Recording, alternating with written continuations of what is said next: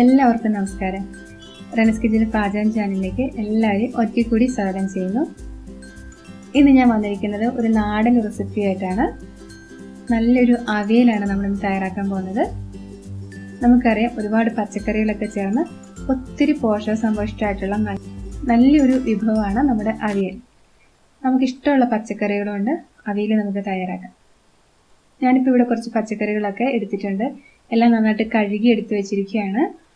ഞാൻ എടുത്തിരിക്കുന്നത് ഇടത്തരം വലിപ്പത്തിലുള്ള 2 മുരിങ്ങക്കായ, 2 ക്യാരറ്റ്, ചെറിയ ടൈപ്പ് കായ 2 എണ്ണം, ഒരു വെള്ളരിക്കയുടെ പകുതി, ഒരു പിടി അച്ചിങ്ങാപ്പയർ, ഒരു മീഡിയം സൈസിലുള്ള ഉരുളക്കിഴങ്ങ്, ഒരു ചെറിയ കഷ്ണം ചേന. ഇത് രണ്ടും നമ്മൾ തൊലി കളഞ്ഞിട്ട് വെള്ളത്തിലിട്ട് വെക്കണം, അല്ലെങ്കിൽ അതിന്റെ കളർ മാറിപ്പോകും. അതുകൊണ്ടാണ് നമ്മൾ വെള്ളത്തിലിട്ട് വെക്കുന്നത്. പിന്നെ അരപ്പിനായിട്ട് ഒരു വലിയ മുറി തേങ്ങ ചിരകി എടുത്തിട്ടുണ്ട്, 1/2 ടീസ്പൂൺ ജീരകം, ഒരു 6 ചുവന്നുള്ളി, ഒരു ചെറിയ അല്ലി വെളുത്തുള്ളി, പിന്നെ എരിവിനനുസരിച്ച് പച്ചമുളക്. പിന്നെ പുളിക്കായിട്ട് തൈരാണ് ഞാൻ എടുത്തിരിക്കുന്നത്. ഏകദേശം 2.5 ടേബിൾ സ്പൂൺ തൈര് എടുത്തിട്ടുണ്ട്. ഞാൻ വീട്ടിൽ തന്നെ ഉറയൊഴിച്ച തൈരാണ്. അധികം പുളിയില്ല, അപ്പം നമ്മുടെ പുളിക്കനുസരിച്ച് തൈര് ചേർത്ത് കൊടുക്കണം. ആദ്യം നമുക്ക് പച്ചക്കറികളൊക്കെ അരിഞ്ഞെടുക്കാം. നീളത്തിലുള്ള കഷ്ണങ്ങളായിട്ട് അരിഞ്ഞെടുക്കണം. ഏകദേശം ഒരേ വലിപ്പത്തിൽ തന്നെ അരിയാനായിട്ട് ശ്രമിക്കുക. നമ്മുടെ ട്രഡീഷണൽ ആയിട്ടുള്ള ഒരു വിഭവമാണ് അവിയൽ. എങ്കിലും കേരളത്തിന്റെ പല ഭാഗത്തും ഓരോ ജില്ല അനുസരിച്ചും അതുപോലെ ഓരോ ഫാമിലി അനുസരിച്ചും കുറച്ചൊക്കെ വ്യത്യാസമുണ്ട് അങ്ങോട്ടും ഇങ്ങോട്ടും ഒക്കെ. ചില സ്ഥലങ്ങളിലൊക്കെ ഇതിൽ പാവയ്ക്ക നിർബന്ധമായിട്ടും ചേർക്കും. പിന്നെ പുളിക്ക് തൈരിന് പകരം ചിലർ തക്കാളി ചേർക്കാറുണ്ട്, അതുപോലെ പച്ചമാങ്ങ ചേർക്കാറുണ്ട്, ചിലർ വാളംപുളി പിഴിഞ്ഞ് ചേർക്കാറുണ്ട്, ചിലർ നാരങ്ങാനീര് ചേർക്കാറുണ്ട്. അങ്ങനെയൊക്കെ വ്യത്യാസമുണ്ട്. പിന്നെ നന്നായിട്ട് കുഴഞ്ഞിരിക്കുന്ന ടൈപ്പ് അവിയലുണ്ട്, പിന്നെ ഡ്രൈ ആയിട്ടുള്ള അവിയലുണ്ട്. പിന്നെ ചില സ്ഥലങ്ങളിൽ ചുവന്നുള്ളി ചേർക്കാറില്ല, ചിലർ വെളുത്തുള്ളി ചേർക്കാറില്ല. അപ്പം അങ്ങനെ ഓരോരുത്തരുടെ ഇഷ്ടം അനുസരിച്ച് ടേസ്റ്റ് അനുസരിച്ചൊക്കെ കുറച്ചൊക്കെ വ്യത്യാസം ഉണ്ടാവും അവിയൽ ഉണ്ടാക്കുന്നതിൽ. വെള്ളരിക്ക അരിയുമ്പോൾ അതിൻ്റെ തൊണ്ടും ഉള്ളിലുള്ള കുരുവും കളഞ്ഞിട്ട് നീളത്തിലുള്ള കഷ്ണമൊക്കെ അരിഞ്ഞെടുക്കാം. ഞാനിപ്പോൾ ഈ അവിയലിലേക്ക് എടുത്തിരിക്കുന്ന എല്ലാ പച്ചക്കറികളും തന്നെ വീട്ടിൽ തന്നെ ഉണ്ടായതാണ് കേട്ടോ. ക്യാരറ്റും ഉരുളക്കിഴങ്ങും പിന്നെ വെള്ളരിക്കയും അത് പുറത്തുനിന്ന് മേടിച്ചതാണ്. ബാക്കിയെല്ലാം തന്നെ വീട്ടിലുണ്ടായതാണ്. ഒരു പ്രത്യേക സന്തോഷമാണ് നമ്മുടെ വീട്ടിൽ തന്നെ വിളഞ്ഞ പച്ചക്കറിയൊക്കെ ഉപയോഗിച്ച് ഇതുപോലെ കറികളൊക്കെ ഉണ്ടാക്കുമ്പോൾ.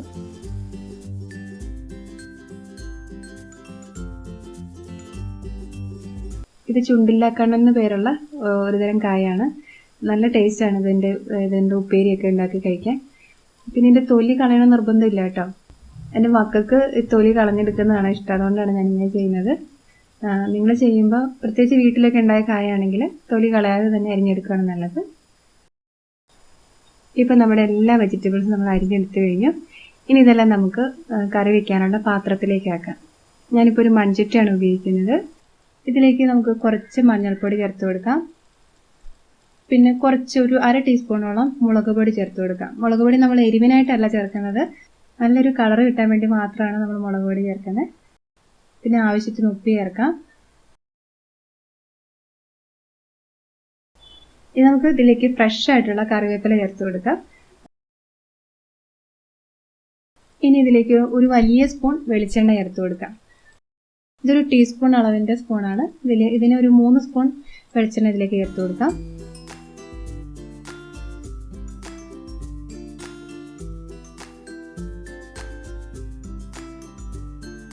ഇത് നന്നായിട്ട് മിക്സ് ചെയ്യാം. ഈ പച്ചക്കറികളൊക്കെ നമ്മൾ ഒട്ടും വെള്ളം ചേർക്കാതെയാണ് വേവിച്ചെടുക്കാൻ പോകുന്നത്. ഈ വെള്ളരിക്കയിലൊക്കെ നന്നായിട്ട് വെള്ളമുണ്ട്, അപ്പോൾ ആ വെള്ളത്തിൽ തന്നെ ഇത് വെന്ത് വന്നോളും. പിന്നെ ഇടയ്ക്ക് നമ്മൾ ചെക്ക് ചെയ്യണം. പ്രത്യേകിച്ച് മൺചട്ടിയിലാണ് ഉണ്ടാക്കുന്നതെങ്കിൽ വെള്ളം വറ്റിപ്പോകാൻ ചാൻസ് ഉണ്ട്, അടിയിൽ പിടിക്കാൻ ചാൻസ് ഉണ്ട്. അപ്പോൾ കുറച്ച് വെള്ളം ഒന്ന് തളിച്ചു കൊടുത്താൽ മാത്രം മതി.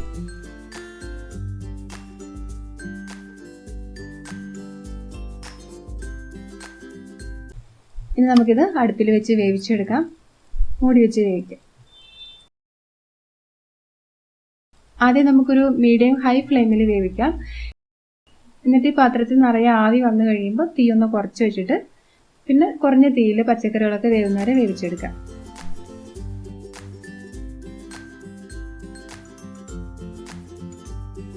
ഇപ്പം നന്നായിട്ട് ആവി വന്നിട്ടുണ്ട്.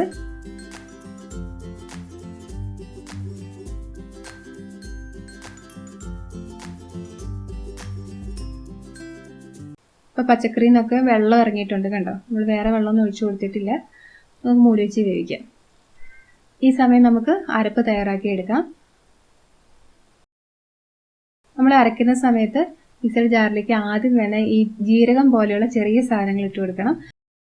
അല്ലെങ്കിൽ നമ്മളിത് അരയ്ക്കുമ്പോൾ ചിലപ്പോൾ ജീരകം ഒന്നും ക്രഷ് ആകാതെ കിടക്കും. അതുപോലെ ഈ അടപ്പിലേക്കൊക്കെ തെറിക്കാനും ചാൻസ് ഉണ്ട്. അപ്പോൾ ഇങ്ങനെയുള്ള സാധനങ്ങളൊക്കെ ആദ്യം ഇട്ട് കൊടുക്കാം. ജീരകം, വെളുത്തുള്ളി, ചുവന്നുള്ളിലേക്ക് ഇട്ട് കൊടുക്കാം. പച്ചമുളക് ഇടാം. പച്ചമുളക്, തേങ്ങ ഇട്ട് കൊടുക്കാം. പിന്നെ നമ്മുടെ അരപ്പിന് നല്ലൊരു കളർ കിട്ടാനായിട്ട് കുറച്ച് മഞ്ഞൾപ്പൊടിയും കൂടി ചേർത്തിട്ട് നമുക്കിത് ക്രഷ് ചെയ്തെടുക്കാം. ഇത് ഒരുപാട് അരഞ്ഞു പോകണ്ട കേട്ടോ, അതൊക്കെ ഒന്ന് ക്രഷ് ചെയ്തെടുത്താൽ മാത്രം മതി.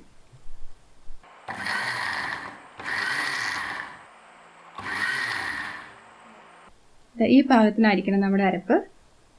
ഇനി പച്ചക്കറികളൊക്കെ വെന്ത് കഴിയുമ്പോൾ നമുക്കിത് ചേർത്ത് കൊടുക്കാം. നമുക്കിത് സൈഡിലേക്ക് മാറ്റി വയ്ക്കാം. പച്ചക്കറികൾ ഇടയ്ക്കിടയ്ക്ക് തുറന്ന് നോക്കി ഇളക്കി കൊടുക്കണം.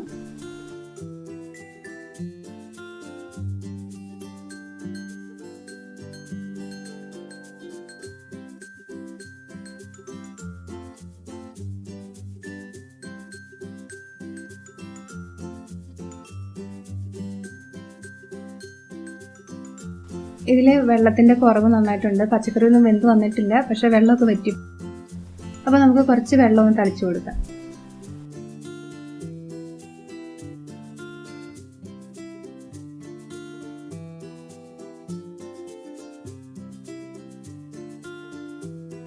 ഇനി വീണ്ടും മൂടി വെച്ച് വേവുന്നത് വരെ വെയിറ്റ് ചെയ്യാം. ഇടയ്ക്ക് ഇളക്കി കൊടുക്കാൻ മറക്കരുത് കേട്ടോ. പ്രത്യേകിച്ച് മൺചട്ടിയിലാണ് വെക്കുന്നതെങ്കിൽ അടിയിൽ പിടിക്കാനുള്ള ചാൻസ് ഉണ്ട്. അതെപ്പോഴും മനസ്സിലുണ്ടാവണം. ഇപ്പം നമ്മുടെ പച്ചക്കറികളൊക്കെ വെന്ത് വന്നിട്ടുണ്ട്. ഇതുപോലെ സ്പൂൺ വെച്ച് ഒരു കഷ്ണം എടുത്ത് ഉടച്ച് നോക്കുക. സോഫ്റ്റായി പാകത്തിന് വെന്ത് വന്നിട്ടുണ്ട്. ഇനി നമുക്കിതിലേക്ക് നമ്മൾ തയ്യാറാക്കി വെച്ച തേങ്ങയുടെ കൂട്ട് ചേർത്ത് കൊടുക്കാം.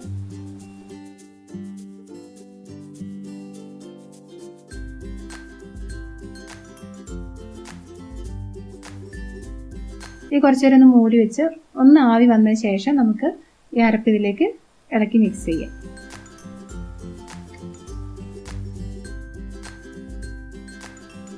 ഇപ്പോൾ ആവിയൊക്കെ വന്നിട്ടുണ്ട്. നമുക്ക് നന്നായിട്ട് മിക്സ് ചെയ്ത് കൊടുക്കാം.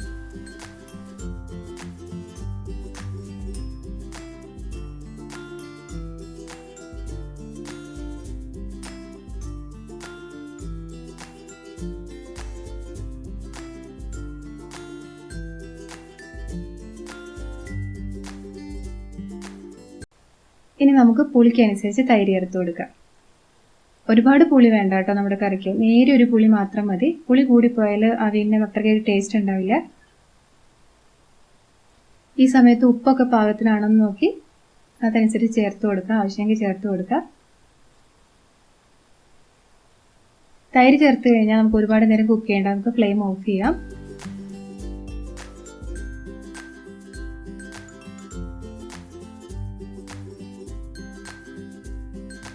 ഇനി ഏറ്റവും അവസാനമായിട്ട് നമ്മുടെ അവിയലിന് ഏറ്റവും ടേസ്റ്റ് കൊടുക്കാൻ പോകുന്ന പച്ച വെളിച്ചെണ്ണ ചേർത്ത് കൊടുക്കുക. എനിക്ക് ഈ വെളിച്ചെണ്ണയുടെ ഫ്ലേവർ അവിയലിൽ നല്ല ഇഷ്ടമാണ്. അപ്പോൾ ഞാൻ കുറച്ചേറെ വെളിച്ചെണ്ണ ചേർത്ത് കൊടുക്കുന്നുണ്ട്. ഒരു 2 ടേബിൾ സ്പൂണോളം വെളിച്ചെണ്ണ ചേർത്ത് കൊടുക്കാം. ഇനി ഇതിലേക്ക് ഫ്രഷ് ആയിട്ടുള്ള കുറച്ച് കറിവേപ്പിലയും കൂടി അടർത്തി ഇട്ട് കൊടുക്കാം. ഇനി നമുക്കിതൊരു 10 മിനിറ്റ് മൂടി വയ്ക്കാം. അപ്പോഴേക്കും ഈ വെളിച്ചെണ്ണയുടെയും അതുപോലെ ഈ കറിവേപ്പിലയുടെയൊക്കെ ഫ്ലേവർ നമ്മുടെ കറിയിലേക്ക് നന്നായിട്ടങ്ങ് ഇറങ്ങും. എന്നിട്ട് നന്നായിട്ട് ഇളക്കി യോജിപ്പിച്ച് നമുക്ക് വിളമ്പാവുന്നതാണ്. നല്ല സ്വാദുള്ള നല്ലൊരു അവിയൽ ഇവിടെ റെഡി ആയി കഴിഞ്ഞു. അപ്പോൾ ഈ വീഡിയോ നിങ്ങൾക്ക് യൂസ്ഫുൾ ആയി ഞാൻ വിചാരിക്കുന്നു. തീർച്ചയായും നിങ്ങളുടെ കമൻസ് അറിയിക്കണം. ഇഷ്ടപ്പെട്ടെങ്കിൽ ലൈക്ക് ചെയ്യാനും ഷെയർ ചെയ്യാനും മറക്കരുത്. അതുപോലെ ഈ ചാനൽ നിങ്ങൾ ആദ്യമായിട്ടാണ് കാണുന്നതെങ്കിൽ സബ്സ്ക്രൈബ് ചെയ്യാനും പുതിയ വീഡിയോസിന് നോട്ടിഫിക്കേഷൻ കിട്ടാനായിട്ട് അരികിലുള്ള ബെൽ ബട്ടൺ പ്രസ് ചെയ്യാനും മറക്കല്ലേ. വീണ്ടും നമുക്ക് നല്ലൊരു റെസിപ്പിയിലൂടെ കാണാം. അതുവരെ നന്ദി, നമസ്കാരം.